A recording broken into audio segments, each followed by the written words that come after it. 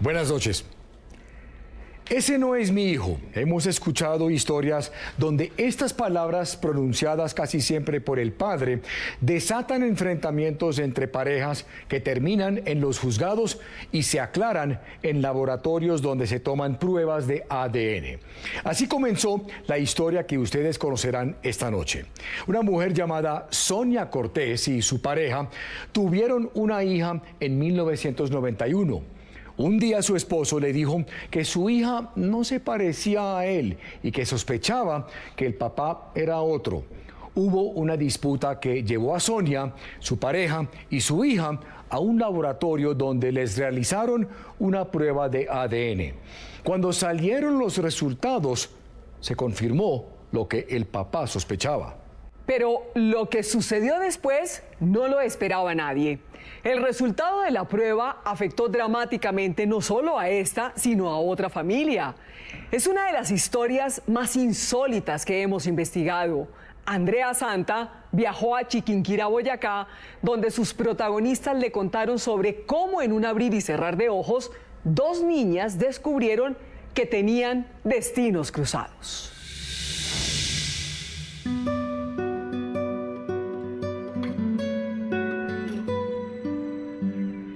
Yo tengo que buscar a mi hija como sea, así sea debajo de las piedras de la tierra.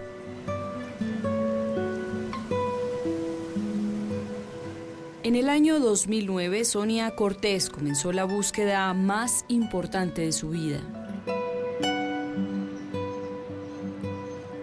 Si yo no la encuentro, el Estado tendrá que decirme dónde está mi hija.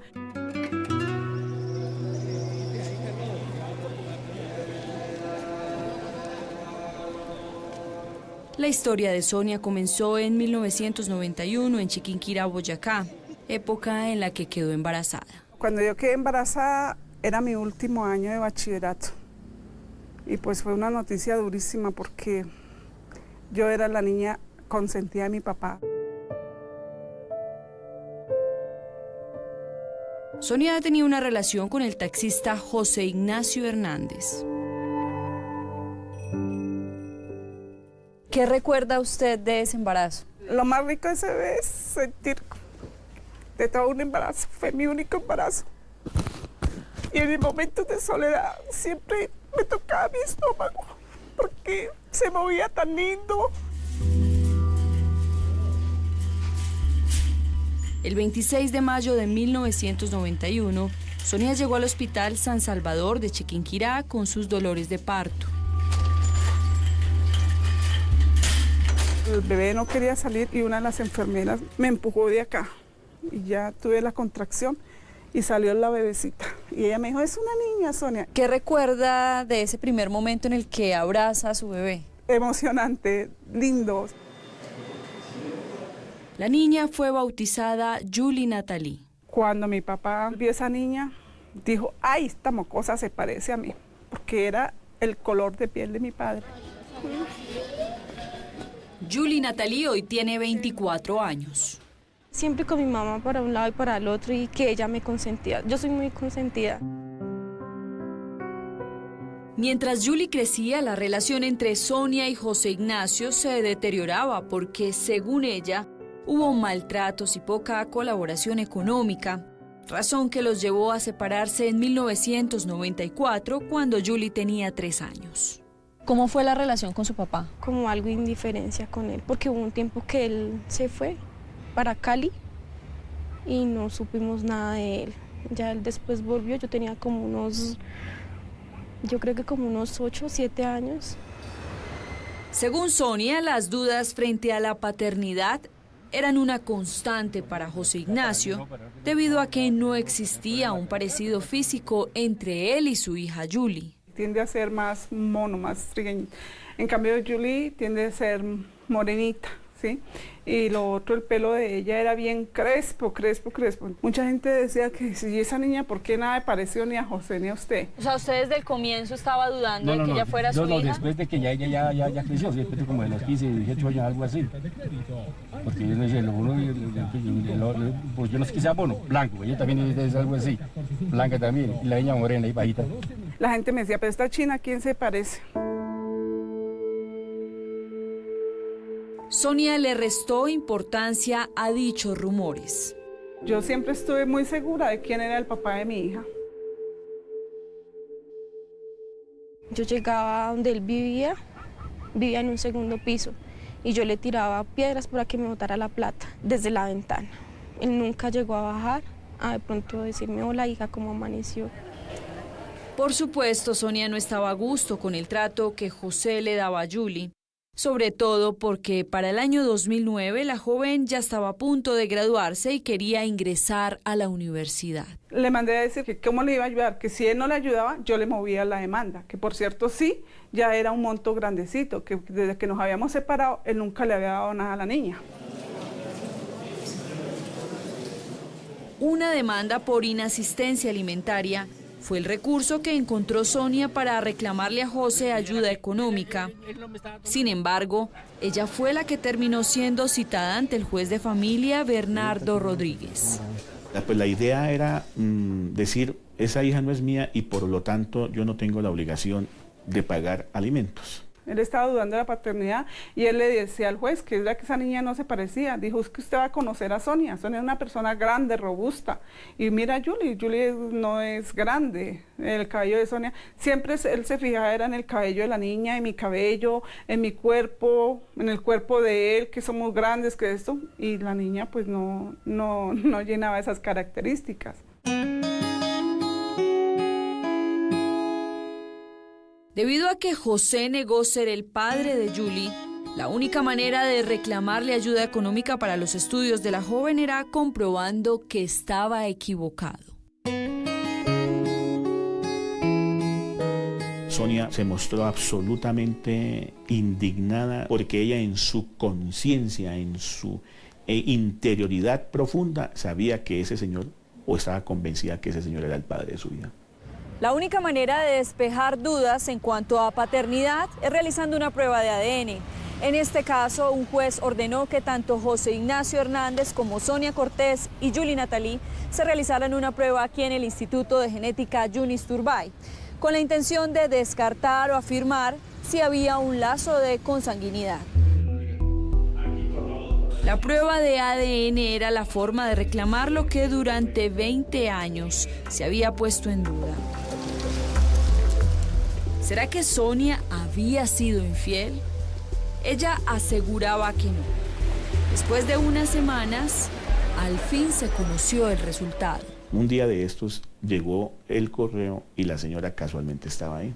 El secretario abre la correspondencia, miró el resultado de la prueba de ADN y me dijo, doctor, mire el resultado. Yo le dije, pues, ¿cuál es el inconveniente? Muéstreselo. Ella es parte del proceso y tiene todo el derecho de conocer. Me dijo, no, léalo primero usted. Lo leí y le dije, pues, ¿qué de raro tiene? Ese señor no es el papá. Los resultados de la prueba de ADN mostraron que José Ignacio tenía razón al negar la paternidad de Julie y por lo tanto no tenía obligación económica. Y por eso usted tomó la decisión de quitarle el apellido. Pero su merced, ¿qué hago después de que no es hija mía? Y estaba, pues, eso creo que sería lo normal, ¿cierto? Pero Sonia estaba indignada con la información que le entregó el juez. En su corazón estaba la certeza de no haber tenido relaciones sexuales con otro hombre diferente a José para la época en la que nació Julie. Señora, ¿usted dónde tuvo su hija? Le dije, pues aquí en Chiquinquirá. Me dijo, no, ¿dónde? ¿En su casa, en una finca o dónde? Le dije, no, aquí en el hospital. Es que lo que pasa es que esta niña no es hija de este tipo. Le dije, ay, eso sí está muy equivocado. Lo que aún no sabía era que los resultados de la prueba tenían una información extra. Eso es lo de menos, eso es lo de menos. Le dije, ¿cómo así que es lo de menos, doctor? Me dijo, sí, lo que pasa es que esa niña tampoco es hija suya. ¿Cómo era posible que Julie no fuera hija de Ignacio? Y peor aún, ¿cómo explicar que ella no era la mamá biológica? Para mí era increíble pensar que Julie no era mi hija. O sea, Julie, para mí, mis ojos estaban tan dentro de mi hija que yo me hice otra prueba y definitivamente no. Salió que no era mi hija.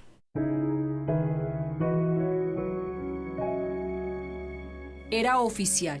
Julie Natalie no era la hija biológica de José Ignacio y tampoco de Sonia. Mi bebé nadie me lo va a quitar, es lo mío, porque es mi único hijo, yo no parí más. La única explicación que podía encontrar era que en el hospital donde dio a luz le entregaron a la niña equivocada y que su hija probablemente estaba en manos de otra familia. No sabía cómo contarle a Julie.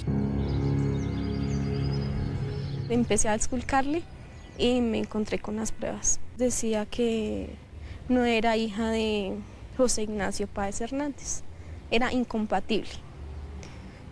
Pues yo quedé como, cuando paso la hoja, me encuentro con la de mi mamá. Fue muy duro, yo entré como en shock. ¿Y usted qué está mirando? Dijo, mamá, dígame qué es no compatible. Entonces yo me quedé mirándola, le dije, ven para acá, hija. Y la cogí y la abracé.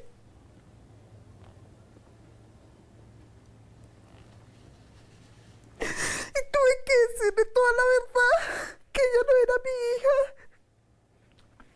Saber que toda mi infancia, todo eso que había compartido no era pues mi mamá.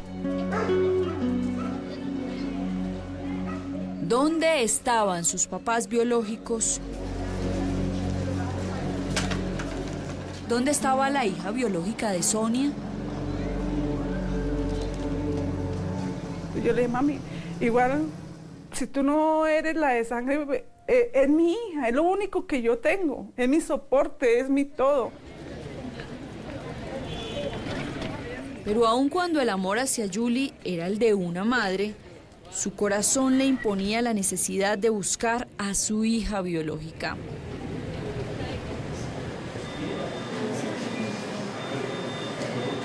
¿Quién era el personal médico que atendió los partos? Yo traté de buscar respuestas, pero iba al hospital y me decían, no, pero es que ya lo que hay aquí no hay ni las enfermeras de esa época. ¿Qué otras mujeres dieron a luz el 26 de mayo de 1991? La única manera de conocer los nombres de las mujeres que dieron a luz el mismo día que Sonia era buscando información a través del Hospital San Salvador de Chiquinquirá. El problema es que este establecimiento dejó de funcionar desde el año 2004, razón por la cual acceder a las historias clínicas de los pacientes era un reto cada vez más difícil. Ese archivo son un montón de cajas, que eso es imposible. Pero Alcira Cortés, hermana de Sonia, recordó conocer a un hombre que trabajaba en la estadística del hospital liquidado. Y le colaboraron a Sonia en lo de en buscar el expediente de los nacimientos de esa fecha. Se trata de Carlos Eduardo García. Yo trabajaba en estadística y nosotros manejábamos por los libros de hospitalización, de urgencias, de maternidad. Yo le di la fecha de nacimiento de Julie, le dije, eso tiene que estar entre el 26 de mayo de 1991. Ya cuando el hospital nuevo llega aquí, todos esos archivos se meten en cajas. Y ahí sí fue terrible porque tener que empezar a desempacar y a buscar caja por caja. Carlos encontró lo que sería un tesoro para Sonia. La información sobre los partos que hubo el 26 de mayo del 91 en el Hospital San Salvador. Y él buscó y me regaló fotocopias de los 3 libros que habían en esa época. Habían 4 conmigo, señoras que habían parido ese día niñas. O sea, tenía 3 señoras para descartar. Descartar era la única posibilidad de saber si una de esas 3 niñas que nacieron el mismo día que ella dio a luz era su hija biológica. En los registros aparecían 2 nombres provenientes de Chiquinquirá y otra de un pueblo llamado San Miguel de Sema. Ya empezamos la búsqueda, a contactarlas de aquí. En todas veíamos algo parecido. Ya veíamos que iguales de caderonas, que iguales de altas, que la forma, que no sé qué. Entonces ya decíamos, ay no, esto nos vamos a volver locas definitivamente, porque a cada una le veíamos algo muy similar a nosotros. Al ser Chiquinquirá un pueblo pequeño, no fue difícil localizar los nombres. Ya uno piensa es cómo hago. Y ahí fue cuando yo ya le dije al juez de familia, doctor, tengo las fotocopias de los libros de estos días, ya tengo una niña localizada. Me dijo, Sonia, tienes que tener mucho cuidado, tú no puedes ir a decirle a una niña, oiga, venga que usted es mi hija. Lo único es con sangre o con el cabello, pero el cabello tiene que cogérsele folículo. Su estrategia era recoger material genético a las dos jóvenes que nacieron el mismo día que Sonia dio a luz y que podrían ser sus hijas. Su idea era hacerlo sin que la descubrieran. ¿Usted estaba de alguna manera obsesionada con encontrar a su hija? Sí, claro. Era como mi reto de vida, encontrarla, saber dónde estaba. Ya tenía pistas sobre la primera niña que aparecía en la lista. ¿Cuál era su objetivo? Esperar que la niña saliera de la casa para verla, para ver si tenía algún rasgo mío. Mi idea era como fuera, poderle sacar el ADN sin irla a perjudicar. Que vive solo aquí, que no tiene familia ni nada. José Ramírez era el novio de la joven quien para la época tenía que realizarse una prueba de embarazo. Y ya se aprovecharon de que yo era amigo de ellas y me pidieron el favor. ¿De alguna manera ustedes iban a robarle sangre a la novia suya para comprobar si era hija de Sonia? La llevamos y allá le sacaron la sangre y se aprovechó de una vez la prueba de embarazo y se aprovechó la sangre para el ADN. ¿Ella sabía que le estaban sacando sangre para eso? No, señora, ella nunca supo eso. ¿A usted no le importaba meterse en problemas, no le importaba los peligros que pudiera correr? Si iba a tener algún problema, la misma ley tenía que defenderme, porque yo tenía mi derecho. Tenía mi obligación de saber quién era mi hija. Con ayuda de un laboratorio sometió la sangre de la joven a una prueba de ADN. Al cabo de unos días recibió el resultado. No era su hija biológica.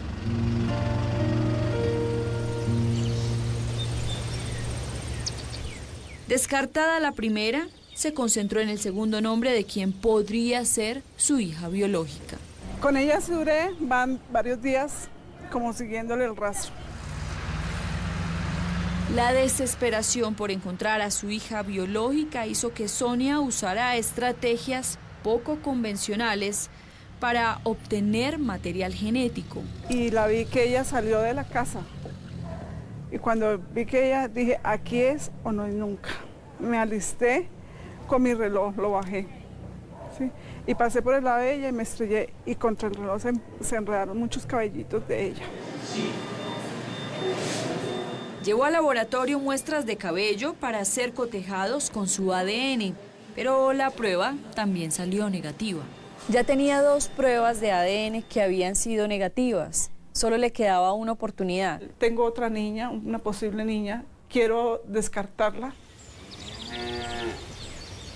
La tercera y última opción de Sonia era una niña criada en el campo, en un pueblo cercano a Chiquinquirá llamado San Miguel de Sema. Averiguó que su nombre era Nubia Caterín Peralta, sin acercarse a ella, y desde lejos la ubicó. Y yo ya sentía algo muy adentro.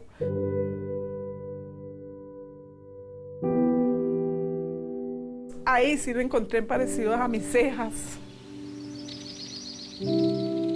Como la parte de arriba de los ojos, ahí sí lo encontré parecido, lo que no encontraba con las 2 niñas anteriores.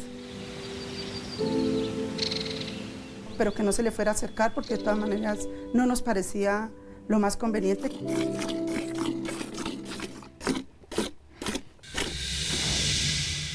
Pero aun cuando la joven se parecía a Sonia, no quería decir que era su hija. El reto de Sonia ahora era encontrar la forma de abordar a la niña sin asustarla.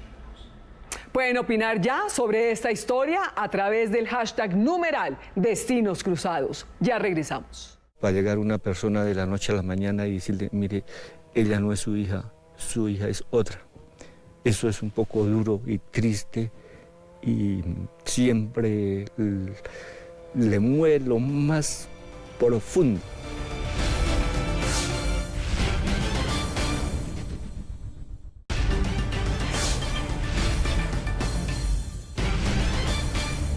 Sonia ya descartó 2 jóvenes como sus posibles hijas y ahora solo quedaba una que nació en el Hospital San Salvador ese día de 1991.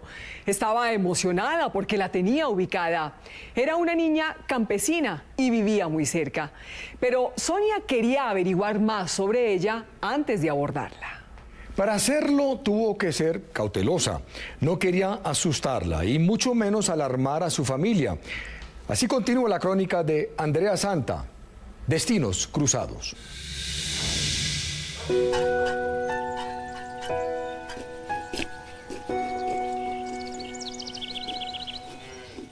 Ella es Nubia Caterine, una joven campesina, hija de Ana Arévalo y Baudilio Peralta, quien sin saberlo se había convertido en la última opción que Sonia tenía para encontrar a su hija biológica después de 1 año y medio de búsqueda.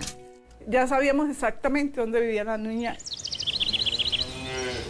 Eran tan fuertes las sospechas que Sonia decidió buscar a la familia de la joven, campesinos que viven en una vereda de San Miguel. Nos fuimos para la vereda, entonces ya Yulicita dijo que ella quería ir. Cuando subió una señora con un burro, ella miraba y miraba, era Yuli. Era Ana Arévalo, una mujer campesina que dio a luz el mismo día que Sonia en el Hospital San Salvador de Chiquinquirá. Aquí del campo somos como duros. Entonces, pues, dije yo, no, ¿cómo voy a creer que me iban a ir a cambiar a mi hija?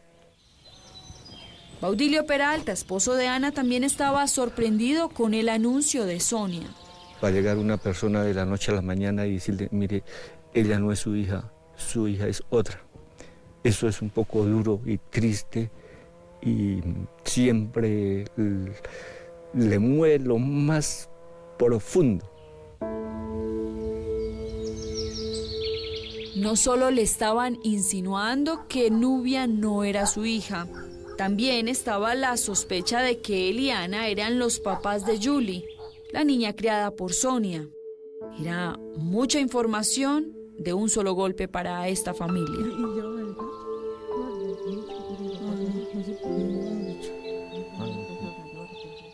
¿Usted recuerda la primera vez que vio a Yuli? Pues yo me quedé mirándola. Y esta muchacha como tan parecida a Marisela. Marisela es una de sus hijas biológicas. La única diferencia entre Yuli y Marisela, que se diferencian, es que Yuli es un tricito morenita. Entre las dos tenemos facciones, sobre todo así en la cara, en la risa. Yo los escuchaba hablar, él me hablaba y yo lo veía y decía, ay Dios mío, ¿por qué nos está pasando esto a nosotros? Nubia Caterine Peralta es la joven que Sonia estaba buscando. Su padre, el campesino Baudilio Peralta, fue el primero en advertirle. Me acuerdo tanto que él me decía, recuerda que pase lo que pase, usted sigue siendo mi hija. Yo la voy a querer, la voy a apoyar. Usted sabe que es mi niña consentida. Usted sabe que su mamá y yo la queremos. Yo le decía, papá, ¿pero por qué me dice eso? Sonia le contó que ella era la última opción que tenía para encontrar a su hija biológica. Hay la posibilidad de que tú no eres hija de don Baudilio y Ana. En esos momentos, pues, lógico, también me puse a llorar. ¿Cómo va a ser? Me paré y le dije, ¿cómo va a hacer eso? O sea, yo siempre he sido hija de ellos, o sea... Yo no quise creer porque yo les dije, no, ustedes para que vengan aquí, me comenten de que fue un cambio, ustedes tienen que demostrármelo, no con palabras, sino con pruebas, con hechos. Ya estaba sembrada la duda para la familia Peralta, quienes accedieron a tomarse una prueba de ADN con la intención de aclarar si hubo un intercambio de hijas. ¿Será que Nubia era la hija biológica de Sonia? ¿Y Ana y Baudilio los papás de Yuli Natalie? El resultado de ADN era la forma de despejar todas las dudas.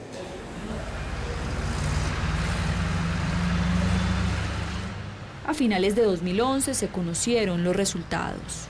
Entonces tienen 50% de heredar. El doctor Juan Yunis es un reconocido genetista colombiano. No hay ninguna duda de que Julie Natalie Hernández es hija de Baudilio Peralta y de Ana Excelina Arévalo. Y por el otro lado, no hay ninguna duda que Nubia Caterín Peralta es hija de José Ignacio Hernández y de Sonia Yasmith Cortés.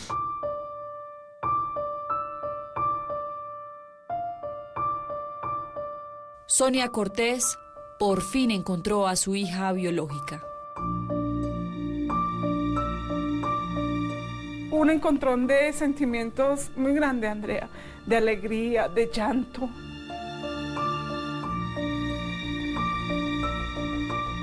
Sonia le dio la noticia a Baudilio Peralta, el campesino que durante 19 años cuidó a Nubia creyendo que era su hija biológica, cuando en realidad era el papá de Julie. Cuando sonó el teléfono de mi papá, y mi papá dijo, es doña Sonia, y yo me le apegué a la oreja. Ella estaba vuelta de mil de lágrimas, que lloraba y dijo, don Baudito, Nubia es mi hija. Cuando ella dijo eso, claro, mi papá lloró. Mucha tristeza, mucho dolor. Yo di media vuelta y yo, ¿cómo va a ser? Dios mío, ¿por qué? O sea, yo en ese momento decía, ¿por qué? O sea, es un dolor tan grande que uno le da. Sonia, Ana, Baudilio, Julie y Nubia experimentaron el mismo sentimiento, confusión. ¿Cómo aceptar que la vida que tuvieron durante 19 años no era la que les correspondía? Son 19 años que uno dice, me quedaron un señor y una señora que no fueron mis verdaderos papás. Después de casi 20 años era prácticamente imposible que ambas jóvenes pudieran aceptar y adaptarse a sus familias biológicas. Nubia creció en el campo y es su ambiente natural. Cuando la veo a ella subir en una moto, con 2 cantinas de leche en esa moto.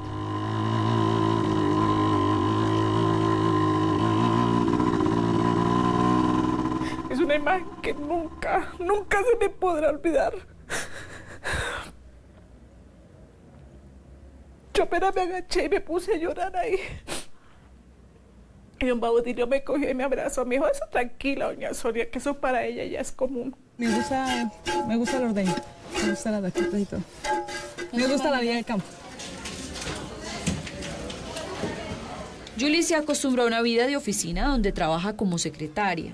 De pronto, obviamente, si hubiera nacido allá, me ha tocado acostumbrarme, así como le tocó a Nubia. Nubia tuvo hermanos y papá, que en realidad eran la familia biológica de Julie.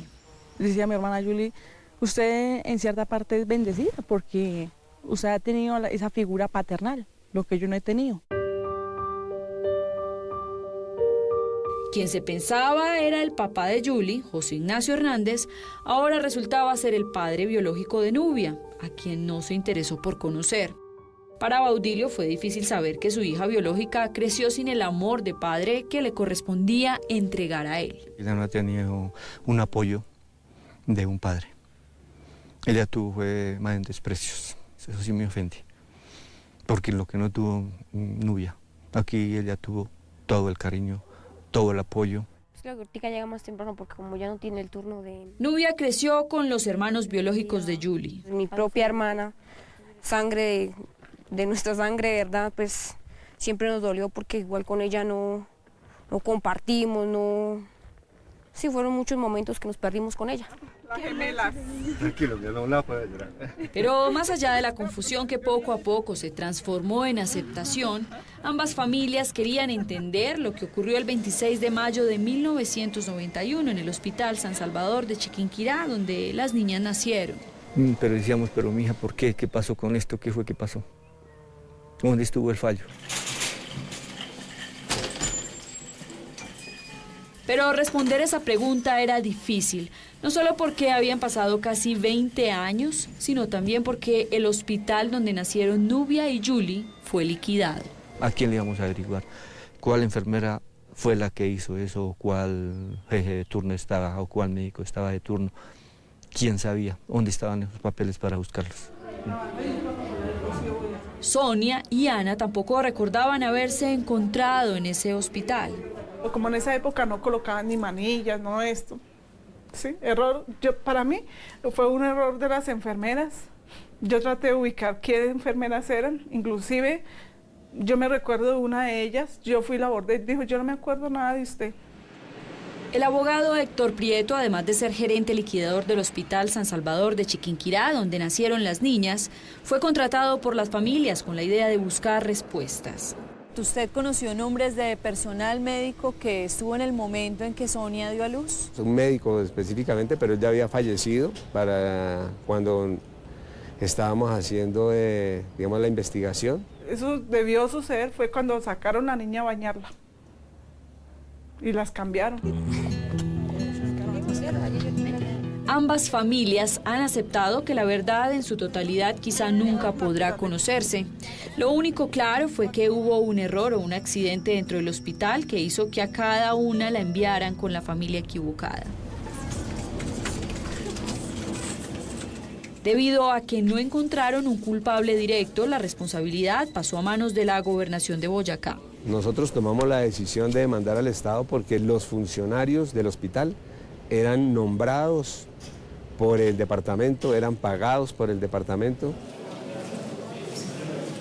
Después de 5 años, un juez condenó al Estado por los daños morales y materiales que se originaron con el error cometido en el hospital. Y la Secretaría de Salud tiene la responsabilidad de tramitar la cuenta. Andrea Neira es la secretaria de Salud de Boyacá. Por supuesto, la Gobernación de Boyacá va a cumplir con el fallo emitido por el juez y las familias van a poder obtener el pago de su indemnización. Pero más allá de la ganancia económica, hay una recompensa que no tiene precio. Se siente uno feliz porque mi meta eran 4 hijos, pero Dios me regaló una más. Y yo dije que 2 personas más iban a estar en mi vida. A saber que eran mis padres y que iba a tener otra nueva familia. ¿Le dice papá? Sí, a mí sí me dice papá. Hay veces me dice papá, no todas las veces, pero sí, hay veces me dice papá. Ana es una mujer de campo de pocas palabras y reservada. Los sentimientos hacia su hija Julie los expresa aún con timidez. Sí, eso uno ya siente uno el amor de su mamá, pues, de su hija. Ahí sí. ¿Usted ha sido capaz de decirle a Sonia mamá? Yo le digo mamá a Sonia y yo como que, ¿será que mi mamá se siente mal? O sea, yo siento eso, ¿sí? Entonces yo por eso le digo a ella, opto por decirle a ella mamá Sota. ¿Es consciente del esfuerzo que hizo Sonia por encontrarla? Que si no hubiera sido por ese esfuerzo que ella realizó jamás se hubiera sabido la verdad. Uno ya de mamá y ya uno entiende muchas cosas y uno dice, no, wow, esa señora es digna de admirar. ¿Por qué se le quiebra la voz cuando habla de ella?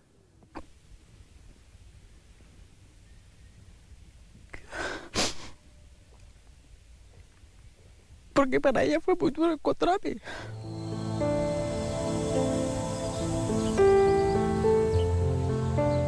De no ser por el accidente en el hospital, quizá las vidas de Julie y Nubia jamás se hubieran cruzado.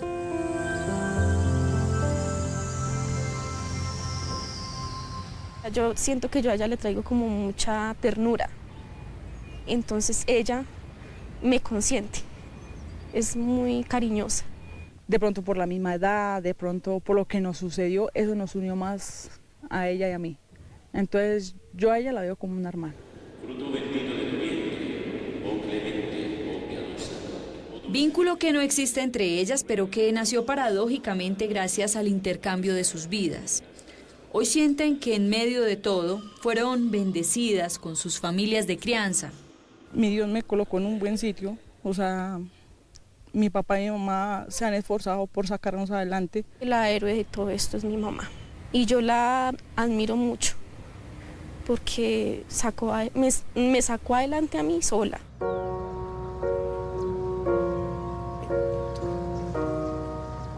La gran ironía para Sonia es recordar que hace 5 años la insinuación de su marido dudando de la paternidad de su hija era una pesadilla. Hoy que conoce la verdad, siente que la vida le regaló un gran premio.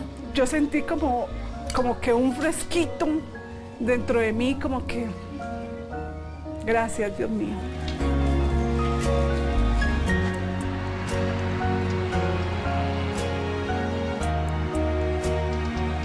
Batalla ganada.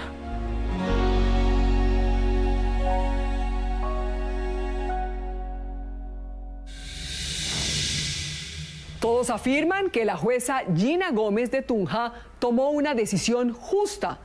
El proceso fue ejemplar. Primero se estableció la verdad, con pruebas. Luego se aplicó el debido proceso. Se escuchó la versión de los afectados y de los acusados. Hubo justicia al declarar que en el Hospital San Salvador se cometió un error.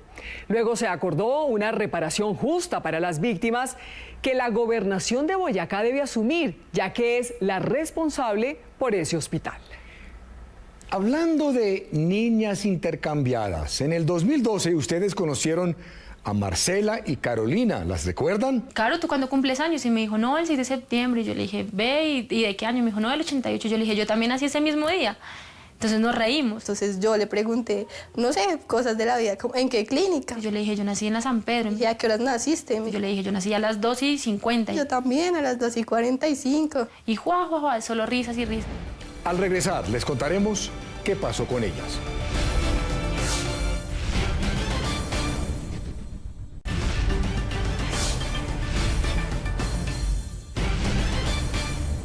¿Se acuerdan de estas dos jóvenes? Se llaman Marcela y Carolina. Como las jóvenes que conocieron esta noche, a ellas les pasó lo mismo en el Hospital San Pedro Claver de Bogotá en 1988. Ustedes vieron su asombrosa historia en Séptimo Día en 2012. Recordarán que se conocieron en una universidad aquí en Bogotá. Se volvieron amigas, pero las circunstancias en las que ellas descubrieron que fueron intercambiadas fueron muy distintas. Pues Manuel, hace poco Andrea Santa las buscó para averiguar qué ha pasado con sus vidas desde la primera emisión de su historia.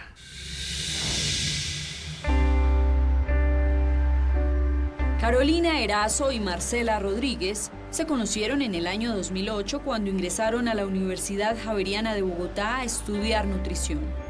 Se hicieron amigas sin sospechar que algo más las unía.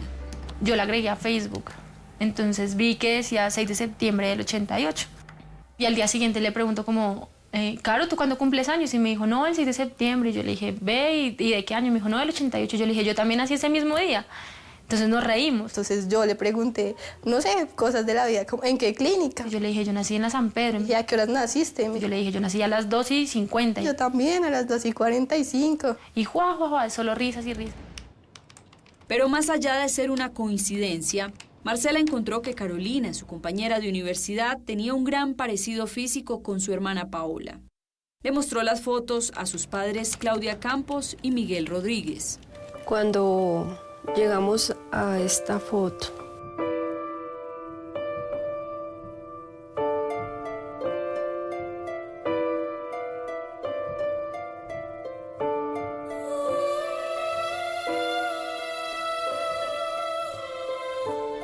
era verme yo. Sí, yo vi qué pasó. Así era, pues como yo joven. Y otra, ver el parecido de Pau. Carolina hizo lo mismo. Le mostró las fotos de su compañera Marcela a su mamá Dunia Restrepo. Y cuando en una foto en que la veo sonriéndose, yo le dije a Caro, ay mami, mira cómo se parece en la sonrisa. Le dije, mira, la sonrisa es bien parecida a la mía. Yo le decía, pero los ojos, esos ojos, se parecen a los de mi esposo. La situación fue tan confusa para las dos familias que decidieron reunirse y tratar de explicar por qué Marcela se parecía a la familia de Carolina y a su vez Carolina a la de Marcela. Un resultado de ADN entregado por el doctor Juan Yunis resolvió sus dudas. se mostraba que Diana Carolina Erazo Restrepo no es hija de Elmer Erazo Díaz ni de la señora Dunia María Restrepo Suárez, sino que es hija de Miguel Ángel Rodríguez Esteban y de Sandra Claudia Campos Sánchez, con valores de probabilidad que sobrepasan lo que la misma ley 721, que es la ley de ADN en el país, exige. Y lo mismo ocurría para el caso de Claudia Marcela, en donde la muestra de Claudia Marcela era incompatible para la paternidad y la maternidad con el señor Miguel Ángel Rodríguez Esteban y con la señora Sandra Claudia Campos Sánchez, y por otro lado era compatible con el señor Elmer Erazo Díaz y con la señora Dunia María Restrepo Suárez. Las dos jóvenes descubrieron que fueron intercambiadas al momento de nacer. Me acuerdo fue el pasón de las enfermeras. ¡Fum! Pasaron con la niña, pero a mí no me la mostraron. Entonces lo único que yo vi era como las paticas colgando, ¿sí? Y dice, pues tiene una, entonces tiene otra. Entonces yo apenas hice, pues como así, porque no me dijeron, mírela, no me la mostraron, yo nunca la vi. Un error en la clínica San Pedro Claver les cambió la vida. Cada una fue entregada a la familia equivocada. Pero 20 años después se encontraron en la misma universidad. Es el destino el que nos quería unir. A partir de ese momento, más que amigas, Marcela y Carolina se convirtieron en hermanas. Han pasado 4 años desde que Séptimo Día contó la historia de sus vidas cambiadas. Y hace poco las contactamos de nuevo para saber qué ha pasado con ellas. Linda, mi corazón. Hola, ma. En el transcurso de ese tiempo terminamos nuestra carrera de nutrición, tanto Marcela como yo. Carolina luce diferente y ahora vive en Houston, Estados Unidos, donde toma clases de inglés. Tratando un poco también de estar un poco más tranquila, más calmada, porque aquí nadie me conoce, nadie me está preguntando sobre mi situación. Marcela sigue en Colombia, pero ahora está casada. Ya la vida pues me dio un giro totalmente, pues porque ya soy mamá. Teniendo en cuenta lo que le pasó a su mamá cuando ella nació, un pensamiento fue inevitable. ¿Qué tal me camina la bebé? ¿Qué tal me pase lo mismo que pues me pasó a mí? Ahora su perspectiva de madre le permite entender mejor lo que significó para Dunia y Sandra el intercambio. Ya soy mamá, ya sé, no sé, tal vez lo que pudieron sentir mi mamá biológica y pues mi mamá de crianza, al saber que pues obviamente tú le das vida a un ser y que después de tanto tiempo digan que no es tu hijo, pues creo que ya es algo que simplemente ya no me cabe en la cabeza. ¿Cierto, mamá? ¿Cierto? Nicole, su bebé, terminó uniendo de alguna manera a sus dos familias, quienes no quieren perderse un solo momento de la pequeña. Sandra y Miguel podría decirse que son los abuelos de crianza. El sentimiento que se tiene es el mismo como si fuera mi verdadera nieta, porque igual nosotros a Marcelita la queremos como nuestra propia hija. ¿Es hermosa? Dunia y Elmer, los abuelos biológicos, aun cuando no criaron a Marcela. Hola. Hola. Es mi nieta, es algo espectacular, es mi primera nieta. Pues desafortunadamente no nació dentro del hogar que le correspondía, pero la tenemos y la tenemos cerca, compartimos mucho con ella. La nueva integrante también ayudó en la relación que tienen Marcela y Carolina. Y eso ha hecho que nos unamos mucho más, que seamos amigas, hermanas incondicionales. Sé que si ella me necesita voy a buscar. Quienes hoy desde la distancia fortalecen su relación, muy conscientes de que cada una tiene un lugar en su familia de crianza. ¿Ya le dice mamá? La verdad sí, yo quisiera decirle mamá, porque yo a ella sí la quiero mucho. Pero no lo puedo hacer porque me da miedo con mi mamá y con Carolina, entonces Dunia está bien. Decir papá o mamá no ha sido fácil. No es fácil decirle papá o mamá porque es una relación que se construye durante toda la vida, especialmente cuando tú eres pequeño. Los impactos psicológicos probablemente serán para toda la vida. Cada uno en su proceso interno sigue tratando de ganar un lugar en la familia que conocieron 20 años después del intercambio. A pesar de todo el impacto que la noticia nos causó, tanto a Marcela como a mis padres, como a mis padres biológicos y a mí, hemos aprendido que unir nuestros lazos y estar en continuo contacto, acercarnos un poco más entre todo, hacer un poco más llevadera esta fuerte emoción. Su proceso legal contra el Estado aún no ha prosperado. Siguen esperando una respuesta de la demanda que instauraron hace más de 5 años y que aún se encuentra en etapa probatoria.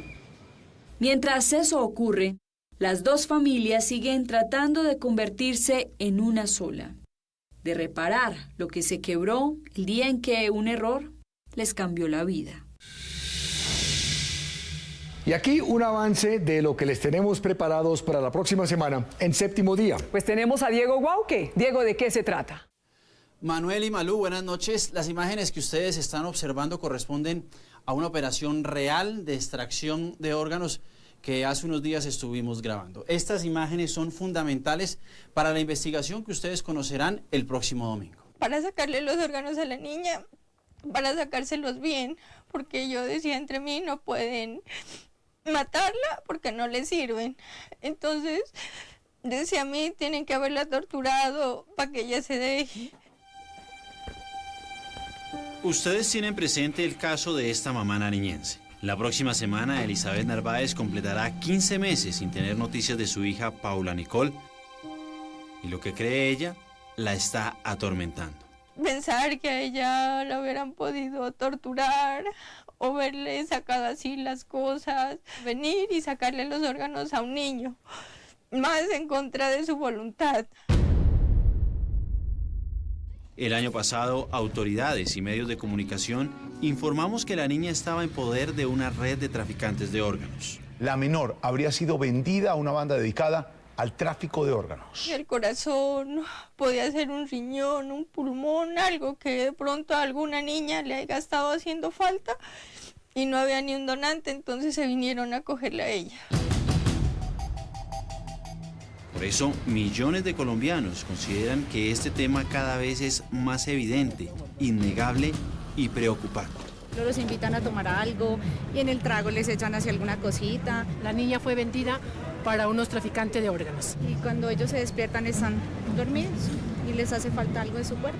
Corazón, el hígado, un riñón. ¿Y qué hacen con esos órganos? Los venden. Una realidad porque eso lo sabe el mundo, eso lo sabemos todos, eso no lo oculta un dedo. ¿Es cierta esa ola de pánico? ¿O es un mito que cada vez está más arraigado entre nosotros? ¿Usted piensa que el tráfico de órganos es un mito o es una realidad? Una realidad. Es una realidad. Hoy en día es una realidad. Porque hay mucha gente que se ha desaparecido, ¿no? Sí. Y dicen que es por tráfico de órganos. ¿Es fácil robarle un órgano a un ciudadano? Nuestras cámaras estuvieron en una cirugía de extracción de órganos con un paciente recién fallecido. ¿Un traficante de órganos es capaz de hacer esto? ¿Encontró algo en el riñón? ¿Qué fue lo que pasó?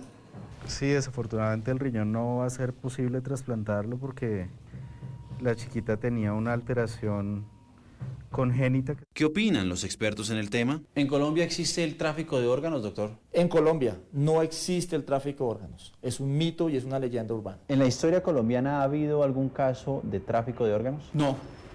Si el tráfico de órganos es un mito, ¿por qué hay tantas personas que ofrecen y venden sus órganos en Colombia y en el mundo?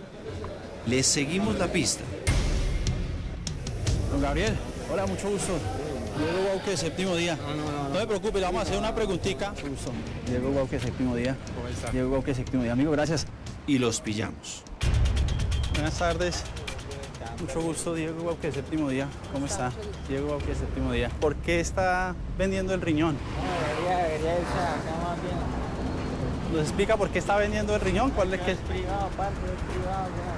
Pues ella me está diciendo que más o menos ella tenía un crédito, vendió un carro y más o menos que 80 a 70 millones. Pues, ¿por un riñón? Sí, correcto. Lo que usted está haciendo es aprovechándose del desespero de la gente que no consigue un órgano.